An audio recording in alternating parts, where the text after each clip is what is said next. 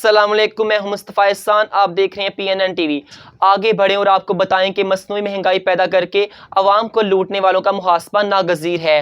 हुकूमती अदारों को चाहिए कि अशिया खुर्दनोश की कीमतों में खुद साख्ता इजाफा करने वालों के खिलाफ आहनी हाथों से निपटें और रमज़ानुल मुबारक में फल, सब्जी, गोश्त, दूध और दीगर अशिया के मनपसंद रेट मुकर्रर किए गए सरकारी नरखनामों के बरअक्स अशिया की फरोख्त और अदारों और प्राइस कंट्रोल कमेटी की कारकर्दगी पर सवालिया निशान है। ऐसा कहना है पाकिस्तान मुस्लिम लीग काफ के साबिक सिटी सदर इकराम बाबर खोकर का।